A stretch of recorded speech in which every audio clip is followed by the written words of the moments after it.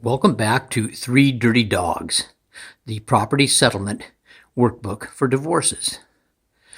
You see we have pulled up a blank Three Dirty Dog right here. We have no properties yet set in. We have set this up, for our two clients. As you can see, their names are Mary and Bob, parties to the dissolution. As we step back, you can see across the top there seems to be a dashboard. And on the left side of the dashboard is the property values of all the properties they have and their debts and the difference between the two. There's nothing there right now because we've listed no properties. If you go to the right-hand side of the dashboard, you see the separation of who's going to get what. There's both for Mary and Bob and both their community and separate properties. And again, there's nothing there because we have no properties. But the properties will eventually be put down below the dashboard. In fact, if you look at our titles going across from left to right, we have things such as, the description of the debt or asset. It's gross value, it's liens and debts, it's net value. And we have a lot of other things that you see there having to do with how the money's going to be separated, as you can see by Mary's and Bob's, comms, and SEPs. We could, if we wanted to, and we don't, we could just simply go over here and start up a menu and enter them in manually, just as easy as can be. But there's actually an easier way. And what we're going to do now is show you in this particular video how to import from an email. So we're going to go ahead and open up an email. There it is. This is an email from the salsa dancer. She wants to leave her husband and go salsa dancing, and she sent us an email. You can see somewhere in the email, she started listing her properties for us in a prescribed way we gave her. For example, there's the Portland home. There's a lot they have. There's bicycles. There's the bedroom set. Let's focus on one of these. Let's look at the bicycles. Here's what we told her in basic. We said, on a blank line, go ahead and type the name of or name or description of the property, bicycles. And then you hit enter, and on the next line down, how much they're worth. $3,800. On the next line down, how much you owe, $1,200. And then the last line having to do with bicycles is who should get it and how. We told her in the simple model that if she puts an M, it's for me, and that means she wants it, me or mine. If she wanted her spouse to have the stupid bicycles, she would have put an H for his, or hers if her spouse is a woman. On the other hand, if she thinks it should be sold, she could put an S for sold or special or split. There are some variations on that one so that she can recover any dollar amount, that's separate value that she put into it from money that she got before she was married. We're going to go ahead and put this stuff in for her. We're going to have, my wife is going to select all this stuff, and she's going to at this point choose to copy it. She goes back to the spreadsheet. Back in the spreadsheet, we want you to notice something. We've got up here something called Help and Hints. And if you click it, it gives you a new menu. In fact, you probably saw it pop up over here. There's a lot of stuff on this thing. But the main things for us right now are these buttons down below. And there's one specifically, as you can see, for importing an email. She will go ahead and click it. The importer starts up. Don't read the thing. It's very easy to work it without reading anything at all. We're just focusing on 3 easy steps. If you look down there, we're ready for step 1. She clicks it. More instructions. We don't need those either. Click OK. It pasted all the stuff that she had. Fact is, if you look at the top here, you can see it says product description, and then across to the right is Portland home. If you look at its gross value, you see it there, and you see its debt, and you see other things having to do with it. Our whole goal here is not to evaluate this at all. We just want to make sure that every fourth one is a description. She's got Portland home right.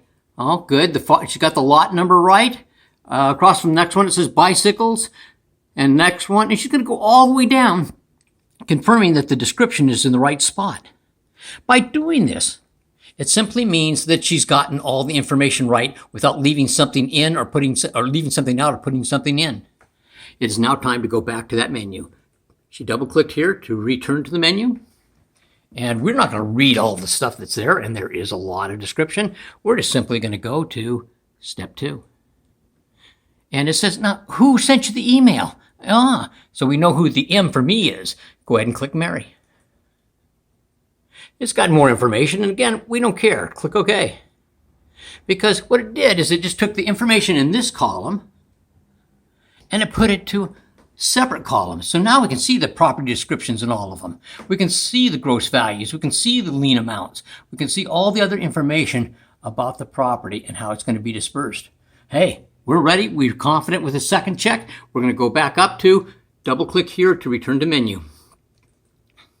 And again, it comes back there with more information to read, but we're not interested in that. We're interested in step 3, finish. Let's let it do its thing. Oh, a message came up. Let's read it. It says, formulas and formatting have been set. Click OK. Now let's step back. The formatter, the importer is gone. And as you look across the screen, we have all that information in place typed in. You'll probably notice that now at the top, we have values for the gross value. We have values for the liens and debts. We even have the difference between the two. That's on the property side. On how it's to be dispersed, we have over here how she sees the world. She sees how much of her world belongs to her as community property and how much belongs to him. Oh, wait a second. You see that big red thing down there? Let's see. I think that was the property called the children's bed. That was the one she was undecided on. And you'll notice that it's in red over here. That's because if any time the properties for both clients, both their community and separate, don't add to exactly the net value, it turns it red to warn you. Well, that's going to be in another video. We want to see if we can import, as she gets more along in the divorce, some more information into this. We're going to go ahead and go back to the email. It turns out it could be in a separate email, a separate text message, or in the same email. And in this case, she got together with her friends and they had a divorce party. And in the divorce party, they found a whole bunch more things to do, and they found it considerably easier now that it's her second time doing it. So she types them into her email. She selects it we select it as my wife is doing once we receive it. My wife right-clicks it and chooses to copy. Again, we return to our spreadsheet, and we come up to, that's right, help and hints. What was it we were looking for? Oh, yes, the email import. And what step are we doing? We're going to ignore this and click OK. And now we're going to look at all that work we're not going to have to do. While we're looking at it, my wife is going to compare to make sure all the property descriptions are across from where they should be. All the way down. Man, that's a lot of typing there. Looks like they did a great job in sending it to us. We're ready. My wife is going to go up to where it says, double click here to return to the menu. We're going to go directly to step 2. It is Mary who sent it. We don't need instructions. Click OK. And now it has gone from this to this, where the property descriptions are all listed one above each other, the gross values, the lien amounts, and all the other information having to do with how it's going to be dispersed. Oh, we're happy. Let's go back to the menu. And now it's time for step 3. This could take a little longer. She's clicked on it. We're going to see what happens. Now watch off to the left here.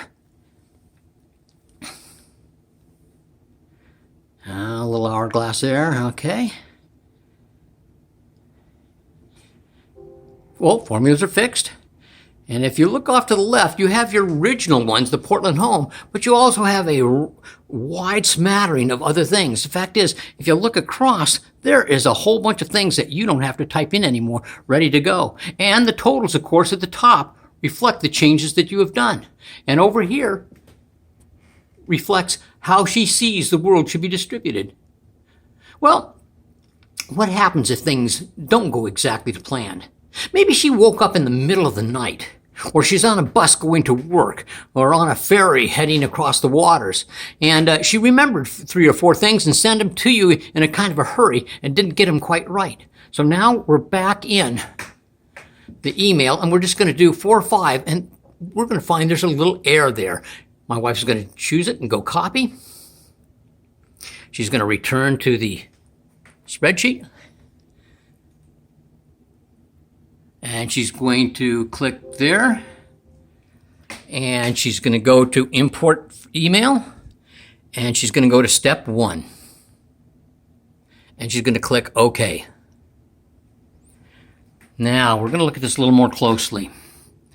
You can see the top one says Deluxe Mercedes Traveler and is across from a property description. You can see the leather Tangiers chair is also the same. The AFC freezer is also the same. But the barbecue has moved down one from where it should be. That means there's an error in the one above. Let's look. Well, there's the AFC freezer, $2,000. There is no debt. There's a 0. There is an M. She wants it for me. Oh, she just hit entered extra time. My wife is going to double click that blank that we no longer want. And a menu is going to come up for her to delete the selected cell. We come back. Oh, barbecue's the right spot. Everything's, no, wait, let's go down. Side by, oh, there's a property description that is too high. That means she left out something up above. Let's look at the retirement fund from NKRW. There's the label.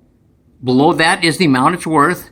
Since there was no debt on it, she figured she could just go and put who should get it. We need to stick, even if there is no debt, either a blank or a 0 there. So we need to insert one above the S. Wife double clicks and choose to insert blank. Oh man, it is all fixed again. Very good. The only thing left for us to do is to come up above here and double click and go to step 2. And it is Mary that has sent us this. And again, just like all the other times, everything is lined up nice and neat all the way across. That means we're done. Let's go ahead and bring back the menu. And let's come down to step 3. Go for it. Formulas are fixed. And there you have it. I'd like you to notice up above that, again, all our totals are done on both sides as Mary sees it. And my wife is going to scroll up and down the screen. Look at all the work you don't have to do anymore. Look at all the totals over here that gives you a clear trail, audit trail right back to her emails to show you how she wanted things. There is some things that still need to be done on this. There's pick lists, there's calculators, things to make your life easier. But this part of the work is done. So we thank you.